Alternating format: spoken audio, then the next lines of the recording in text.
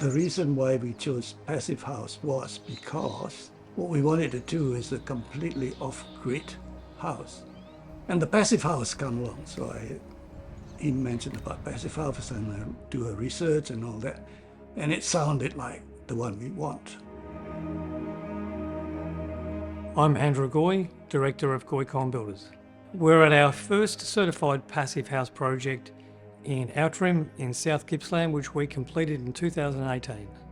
A passive house is a highly efficient building that seeks to reduce energy consumption by as much as 90%. To achieve passive house certification, we need to be looking at 5 key areas.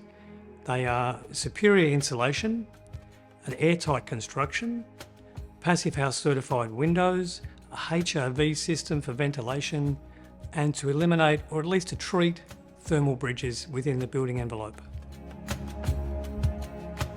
To achieve passive house standard, our insulation must be a continuous, unbroken layer of insulation.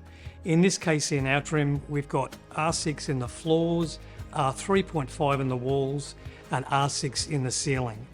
And that insulation is a continuous, unbroken layer. Unlike a conventional house, that may not be the case, where you might have R2, 2.5 in the walls, but because it's not continuous, the effectiveness of that is really reduced down to potentially as little as R1.5. So it's nicely insulated, no draft. When we do need heating or cooling, it doesn't take much to heat or to cool the place. And then it stays cool or stays warm for a long time. I don't have to use too much of the energy that I have collected from the sun. I don't have to do too much of those heating or cooling. The house is comfortable all year round. Typically a passive house window will be triple glazed, but not necessarily, depends on the site. But also triple sealed is the important thing. So the window itself is airtight, and then also the important difference with a passive house certified window is the U value. The thermal conductivity is typically going to be less than 1. A standard aluminium window, for example, might be as much as 8. So a huge improvement in thermal efficiency. I think one of the other benefits of going back to the airtight windows, especially in an urban environment, is the noise reduction. People often describe their houses as being almost soundproof. So you're getting that air quality, not just for breathing, but also for living. The house is really very quiet. You can't hear much noise from outside. And it's really comfortable because when the rain comes down on the roof, which is iron roof, you can't hear much of it. And it's really terrific. The other factor is the building itself is airtight. To achieve this, we're using an external and most importantly an internal membrane to make the building airtight. An airtight construction is going to stop cold air leaking in winter, and likewise in summer, allowing the hot air to enter the building. The key when applying any of the membranes in a passive house is thorough taping. So all these membranes are going to be taped internally and externally over all the joins, the corners, to windows and doors to maintain that airtightness. When we're talking about thermal bridges, this sun canopy is a great example. While it's giving us the shade that we want on this window, it's potentially leaking heat into the building.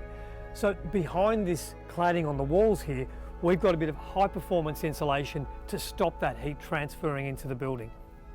The final component for a passive house is the HRV system. This is unique to a passive house, and it replaces in most houses, for example, a ducted heating system. This is kind of like the lungs of the passive house. In a conventional house, we'd have extraction fans and a ducted heating system. This is going to replace all of that. The difference is what we've got to do here is we're taking with these grey ducts our exhaust air, a dirty, moist air from bathrooms, kitchens, laundries, while these white ones, they're going to bedrooms and hallways supplying fresh air. It all merges through here. The moist, dirty air is going to be sent out of the building, and then when it needs to balance that air out and bring in some fresh air, it's returning over this same heat exchanger that the air left out of to preheat the air. Not only that, it's also dehumidifying and taking any moisture out via this little drain pipe here. The other thing about the passive house that's really good is this concept that the air circulates 24 hours a day. So when we leave the house and then come back a few weeks later or something, there is no musty smell, there is no anything smelly in the house because everything is circulated and it's all very nice, and there's no mold in the bathroom, all these kind of things that you would expect.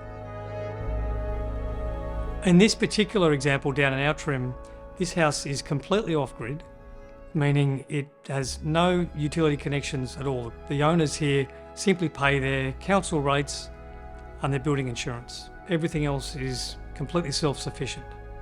I think I would recommend the passive house or all future houses because it saves a lot of energy. So we want to be able to generate our own electricity, process our own waste, get our own water from the rain, and all that sort of things. And it's environmentally pretty good. And if you're in the country in particular, it's really well worth it to do the passive house. From our point of view, the passive house has paid off for us because it's well worth the extra expenses because, for a start, we don't have any more expenses after this, and it's really worked really well for us. We've been here for 5 years now, and it's really terrific. Oh, Andrew is very good for many reasons, I think, because he is one of those workers or tradesmen who really love his trade and very professional. So there's a lot of people who just build and build. That's fine, but Andrew is very proud of his result and all that. So the quality is there.